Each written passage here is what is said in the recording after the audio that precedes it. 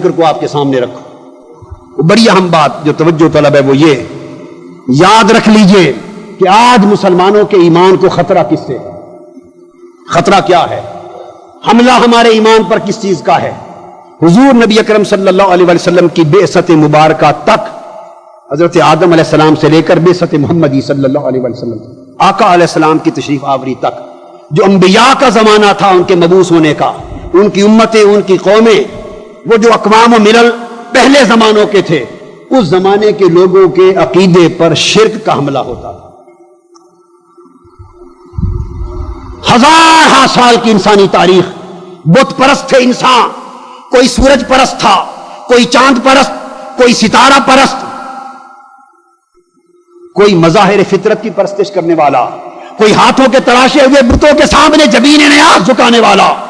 الغرض انسانی طبقات شرک کی مختلف صورتوں میں ملوث تھے، اور ہر دور کے انسانی طبقات کے عقیدے اور ایمان پر شرک کا حملہ تھا. وہ لوگوں کو خدا کا شریک بنا رہے تھے. چونکہ شرک کا حملہ تھا پوری تاریخ میں، لہذا جو پیغمبر مبعوث ہوا اس کی دعوت کی بنیاد دعوت توحید تھی اور رد شرک تھا. میں ایک نکتے کی بات کہنے والا ہوں، آگے چل کے عرض کروں گا کہ آج لوگ جنہوں نے پوری دنیا میں ایک شرک کے نام کا ہنگامہ کھڑا کر رکھا ہے، اور یوں لگ رہا ہے جیسے امت پوری مشرک ہو گئی ہے، اور ہتھیار اور ہتھیار لے کر پوری امت کو مشرک بنا کر توحید کے نام پر، ایک نام نہاد تصور توحید کے اوپر اور نام نہاد تصور شرک پر امت مسلمہ کو مرکز نبوت سے دور کیا جا رہا ہے. وہ یہ دلیل دیں گے کہ قرآن میں، اور دیتے ہیں، ان کی دلیل، سب سے بڑی دلیل یہ کہ ہر پیغمبر کی دعوت کی بنیاد توحید اور رد شرک، حتیٰ کہ حضور علیہ السلام کی دعوت کی بنیاد بھی توحید اور رد شرک. لہذا وہ سمجھتے ہیں کہ یہی مسئلہ ہے آج اسلام میں امت مسلمہ کو درست کرنے کے لیے. سمجھانا چاہتا ہوں، جب انسانی طبقات کے عقیدے پر شرک کا حملہ تھا، ضروری تھا کہ ہر پیغمبر شرک کا رد کرتا اور توحید کا نکھرا ہوا خالص تصور انسانیت کے سامنے پیش کرتا. یہ وجہ تھی کہ ہر پیغمبر دعوت توحید اور رد شرک کے دلائل کے ساتھ مبعوث ہوا، تا آ کے حضور نبی اکرم صلی اللہ علیہ وسلم تشریف لے آئے. مگر میں یہ بتا دینا چاہتا ہوں، آقا علیہ السلام کی 23 برس کی جد و جہد کے نتیجے میں شرک ہار گیا اور توحید جیت گئی. شرک ہار گیا، شرک مار کھا گیا، شرک دفن ہو گیا، وہ کمزور ہو گیا. حضور کی امت میں اس شرک کے پلٹ کر زندہ ہو جانے کا کوئی امکان باقی نہ رہا. پہلے تھا، ہر پیغمبر کے بعد نئی نسلیں اس پیغمبر سے شرک کرنا شروع، اسی کو ہی اللہ کا شریک بنا دیتی. پلٹ پلٹ کر شرک حملہ آور ہوتا. شرک طاقتور تھا، اس لیے شرک کے خلاف ایک جنگ تھی. آقا علیہ السلام کی بعثت نے اس جنگ کو جیت لیا. شرک پر مبنی تصورات کبھی دلائل و براہین، بلکہ برہان مطلق کی آمد کے ساتھ، قد جاءکم برہان من ربکم، اس برہان عظیم کی آمد کے ساتھ رد ہو گئے. شرک کی کمر ٹوٹ گئی، اور کمر ٹوٹنے کی علامت تھی، اللہ نے فرمایا الیوم یئس الذین کفروا من دینکم فلا تخشوہم واخشون. آج کافر مایوس ہو گئے، ان کی کمر ٹوٹ گئی، آج کے بعد ان سے نہ ڈرنا. شرک ہار گیا، توحید کی بنیادیں مضبوط ہو گئیں. لہذا آقا علیہ السلام اس دنیا سے ظاہراً پردہ فرمانے سے قبل امت کو یہ خوشخبری سنا کر گئے، اور آقا سے پہلے کسی پیغمبر نے امت کو یہ خوشخبری نہیں سنائی تھی. جیسے قرآن کے بارے میں خوشخبری آئی، انا نحن نزلنا الذکر وانا لہ لحافظون، ہم نے اس ذکر کو، قرآن کو نازل کیا اور ہم اس کی حفاظت کریں گے. یہ حفاظت کی ضمانت کسی پیغمبر نے اپنی کتاب کے بارے میں اللہ کی طرف سے نہ دی تھی. لہذا چونکہ ضمانت نہ دی تھی، ساری کتابوں کے ٹیکسٹ نسخ ہوتے رہے، رد و بدل ہوتا رہا. قرآن کے بارے میں ضمانت آ گئی، 14 صدیاں بیت گئیں، شرق سے غرب تک ساری دشمنان اسلام کی دنیا قرآن میں ایک حرف کی بھی ترمیم نہ کر سکی، اور قیامت تک کوئی نہیں کر سکتا، کیونکہ اس کی حفاظت کی ضمانت آ گئی ہے. میں نے یہ مثال دی ہے دلیل قرآن مجید کی، اس کو ذہن میں رکھ لیں.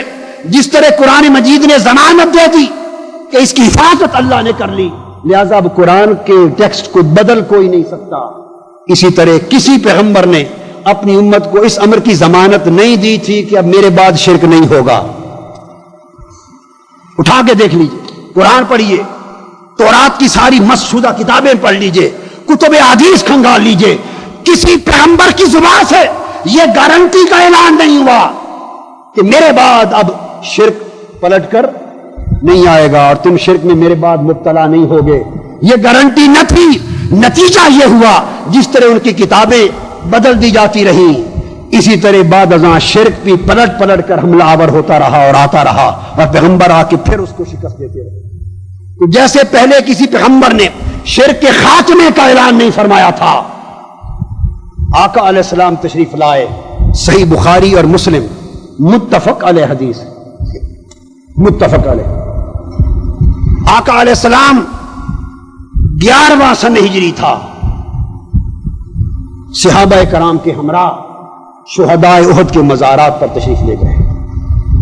متفق علیہ حدیث دے رہا ہوں، غالباً حضرت عقبہ بن عامر رضی اللہ تعالیٰ عنہ سے مروی، تشریف لے گئے شہدائے احد کے مزارات پر، اور صحابہ راوی کہتے ہیں کہ ان کی وفات کا 8واں سال تھا، بعد 8 سال، 8 سال بعد شہدائے احد، یعنی واقعہ احد پیش آیا 3 ہجری میں، اور 8 سال بعد جو تشریف لے جانے کا واقعہ اس حدیث میں بیان ہو رہا ہے، اس کا مطلب ہے یہ تھا 11 ہجری میں. یاد رکھ لیں یہ بات، 11 سن ہجری، اور 11 سن ہجری میں ہی حضور علیہ السلام کا وصال ہے. وہ یہ بات جو بتا رہا ہوں اعلان کی، یہ آقا علیہ السلام نے اپنی حیات ظاہری کے آخری ایام مبارک میں فرمائی. اور حضرت عقبہ راوی حدیث کے فرماتے کہ آقا علیہ السلام کا وہ خطاب سنا اور آپ کے چہرے انور کا دیدار کیا، پھر اس طرح منبر پر یہ ہماری زندگی کا آخری دیدار تھا، پھر وصال ہو گیا. حدیث کی نص میں اس سے تصدیق ہو گئی کہ وہ آخری ایام میں سے تھا. آقا علیہ السلام نے شہدائے احد کے مزارات کی زیارت کی، اور صحابی کہتے ہیں کہ ان سے بھی اور ہم سے خطاب کیا، اور ایسے لگتا تھا جیسے کوئی مودع الوداع کرنے والا الوداعی خطاب فرما رہا ہو. آقا کو معلوم تھا کہ میں اب ظاہراً ان سے الوداع ہونے والا ہوں. الوداعی خطاب فرمایا. خطاب کر کے پھر آقا علیہ السلام شہدائے احد کے مزار پر، صحابہ کہتے ہیں ہماری طرف متوجہ ہوئے اور منبر پہ تشریف فرما ہو گئے. منبر پر اب اگر 5-10 صحابہ ہوتے، 5-10 صحابہ، تھوڑی تصوف کی بات بھی کر لیں، اولیاء صوفیاء کی خانقاہوں اور آستانوں کی بات بھی ساتھ کر لیں. اگر 5-10 صحابہ ہوتے تو ان سے گفتگو کرنے کے لیے منبر پر چڑھنے کی ضرورت نہ تھی. ان کی مجلس میں اسی طرح تشریف فرما ہو کے بات کر لیتے. منبر پر آقا علیہ السلام کا جلوہ افروز ہونا اس بات پہ دلالت کرتا ہے حدیث کی روح سے کہ وہ اجتماع کثیر تھا، انبوہ کثیر تھا، جس کے لیے منبر پہ کھڑے ہو کے خطاب فرمانا پڑا. آقا علیہ السلام نے صحابہ کرام کے اجتماع میں اجتماعی طور پر شہدائے احد کے مزار کی زیارت کی.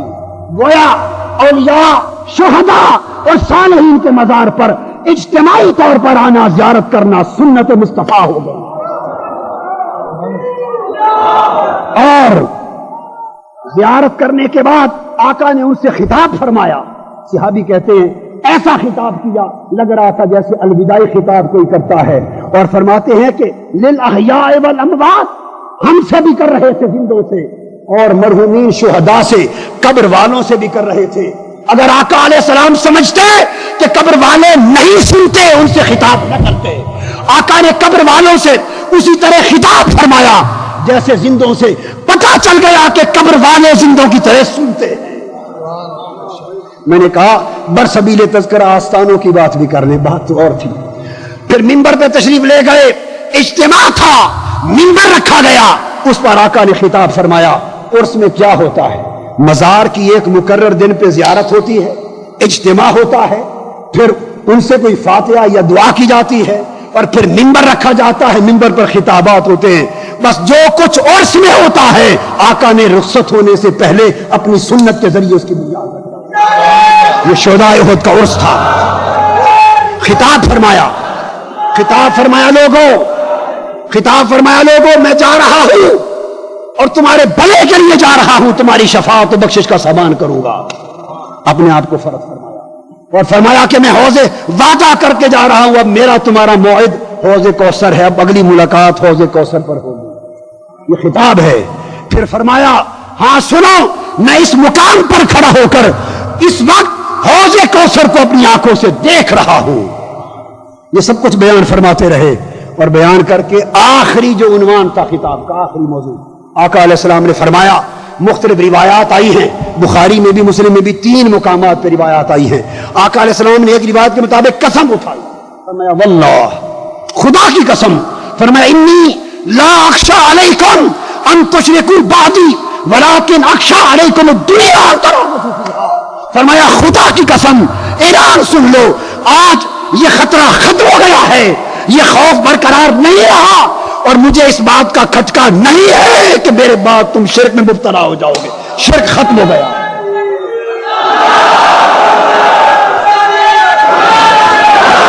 خاموش. شرک ختم ہو گیا، میرے بعد اب شرک میں تم نہیں جاؤ گے، بلکہ خطرہ اس بات کا ہے کہ دنیا پرستی میں مبتلا ہو جاؤ گے، دنیا کے حرص اور لالچ اور دنیا کے فتنے میں مبتلا ہوگے، اور پھر قتل و غارت بھی کرو گے اور تباہی بربادی کرو گے، اور پہلی امتوں کی طرح ہلاک اور برباد ہو جاؤ گے دنیا پرستی میں. سوال یہ ہے کہ شرک کی جڑ تو آقا نے کاٹ دی اور قیامت تک کے لیے امت کو خوشخبری سنا دی کہ میرے بعد اب میری امت میں پلٹ کر شرک نہیں آئے گا. ارے نادانو، تاجدار کائنات شرک پلٹ کر نہ آنے کی ہمیں خوشخبری سنا جائے اور تمہیں شرک کا مرض لاحق ہو جائے. تمہاری تقریریں بھی شرک پر، تمہاری تحریریں شرک پر، تمہاری تبلیغیں شرک پر، تمہیں آقا کی ساری امت مشرک نظر آئے. حیا کرو، مصطفیٰ نے خوشخبری سنائی ہے، شرک نہیں ہوگا، امت میں شرک نہیں. اب شرک کہنے والے خود مشرک.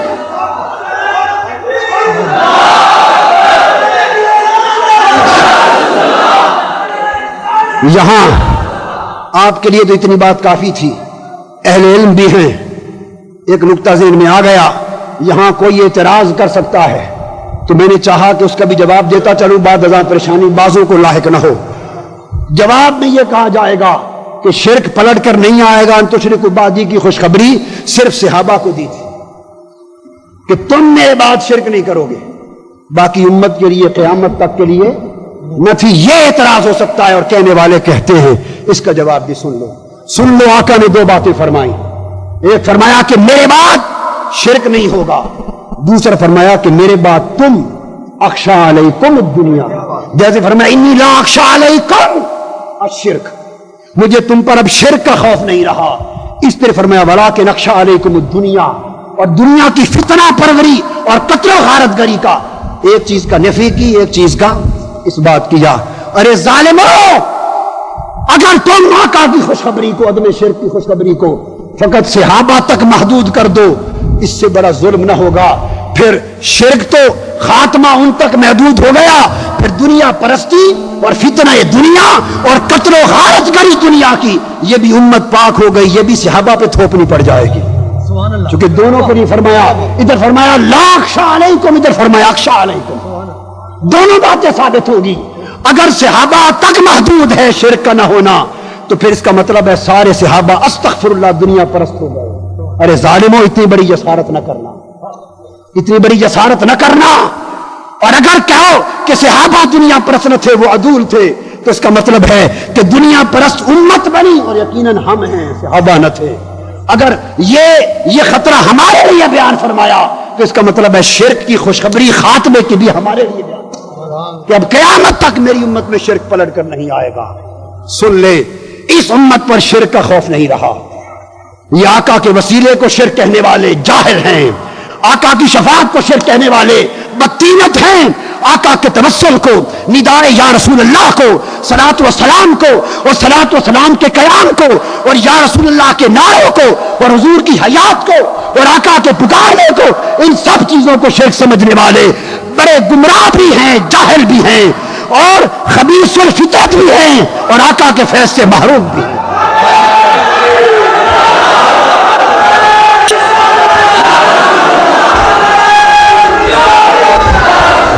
حاضرین، شرک کا خطرہ نہیں رہا تو سوال یہ ہے کہ خطرہ کس چیز کا ہے؟ جس کا خطرہ ہے اسی کے خلاف تحفظ کی جنگ لڑنی چاہیے. یہ مقام مصطفیٰ اور نظام مصطفیٰ. خطرہ آج امت کے عقیدہ توحید کو نہیں ہے، خطرہ امت کے عقیدہ رسالت کو.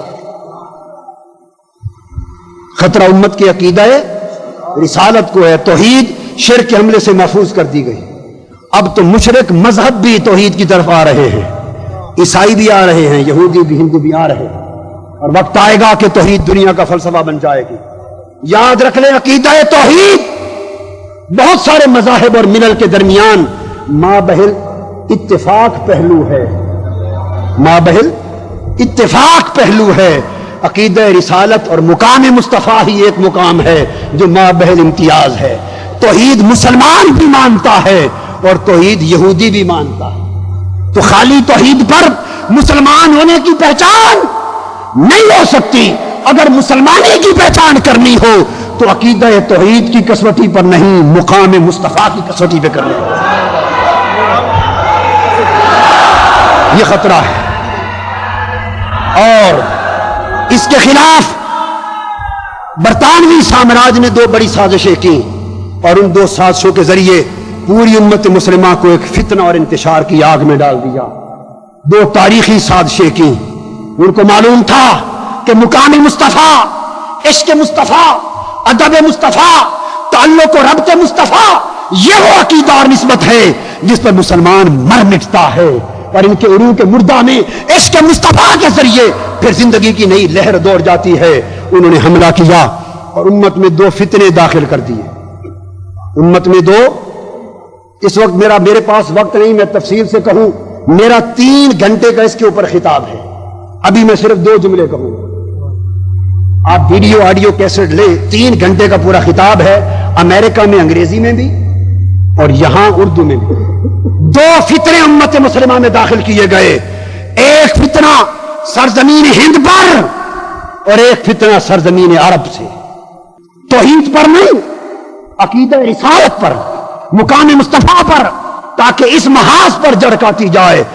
ہند کی سرزمین پر فتنہ قادیانیت کو پیدا کیا گیا برطانوی سامراج میں. اب تفسیرات آپ پڑھتے رہیں اور سنتے رہیں. سرزمین ہند پر, مقام مصطفیٰ پر اور عقیدہ رسالت پر مسلمانوں کے تصور کو, عقیدے کو, محبت کو, ربط و نسبت کو کمزور کرنے کے لیے فتنہ قادیانیت کو پالا. اور سرزمین عرب سے اسی مقام مصطفیٰ اور عقیدہ رسالت سے مسلمانوں کی نسبت کو کمزور کرنے کے لیے فتنہ وہابیت کو پالا. سن لو خاموش. فتنہ قادیانیت یہ بھی عقیدہ رسالت محمدی کے خلاف سازش تھی. اور عرب سے اٹھنے والا فتنہ وہابیت یہ بھی عقیدہ رسالت محمدی کے خلاف سازش تھی. ادھر نبوت میں شراکت کے نام پہ فتنہ بپا کر دیا, یہاں بھی شراکت تھی, وہاں شرک کے نام پر پوری امت مسلمہ کو کافر و مشرک بنا دیا. یہ 2 فتنے برطانوی سامراج نے پالے تھے. آج چونکہ سرمایہ دونوں کے ذریعے سے پھیل رہا ہے اور پوری دنیا پر سرمایہ کے بل بوتے پر اس عقیدے کو فروغ ہے, اس کو طاقت مل رہی ہے. اور آپ کیا ہیں, وہ ان کے 100 روپ ہیں, ان کے 100 روپ ہیں. میں نام نہیں لوں گا, اب آپ سمجھدار لوگ ہیں. 100 روپ ہیں مگر وہ دھرم کے پکے ہیں. ان کے چہرے جدا جدا ہوں گے, ان کے گھر جدا جدا ہوں گے, سواریاں جدا جدا ہوں گی, طریقے کام کے جدا جدا ہوں گے, محاذ جدا جدا ہوں گے, مگر اصل مقصد ان کا ایک ہے. اندر سے ایک رہتے ہیں, دست و گریباں نہیں ہوتے. بدقسمتی اس عقیدہ اہل سنت کو کہ جو عشق مصطفیٰ پر مر مٹنے والے تھے, جو مقام مصطفیٰ کا تحفظ کرنے والے تھے, برطانوی سامراج کی سازش نے اس میں وہ فتنہ بویا کہ وہ اس کے چہرے رکھ کر اندر سے ایک رہتے ہیں. ہمارے ہاں اگر چھوٹے موٹے آپس کے اختلاف ہو جائیں تو غیروں سے جنگ نہیں لڑتے, آپس میں ایک دوسرے کی جڑیں کاٹنا شروع کر دیتے ہیں. غیروں سے دوستی کی پینگیں بھی حلال ہو جاتی ہیں, غیروں کے ہاتھی بھی نگلے جاتے ہیں, اپنے کی چیونٹیوں پر جھگڑا شروع ہو جاتا ہے. لوگوں, دشمن کی سازش کو سمجھنے کی کوشش کرو. دشمن تمہیں آپس کے اندر اختلافات اور افتراقات ڈال کر جدا کرنا چاہتا ہے. ارے وہ لوگ جن کی دل کی تاریں سونے یار سے ملی ہیں, عشق محمد کے سائے میں جو پل رہے ہیں, جن کے خون میں عشق مصطفیٰ کی تپش ہے, ان کو خطرہ فقط انہی سے ہے. ہوشیار ہو جاؤ. اور آج نظام مصطفیٰ کے نفاذ اور مقام مصطفیٰ کے تحفظ کے لیے میں برملا آپ کو بتا رہا ہوں، آقا دو جہاں کے ساتھ اسی نسبت مقام مصطفیٰ کو پھر سے زندہ کرنا ہوگا۔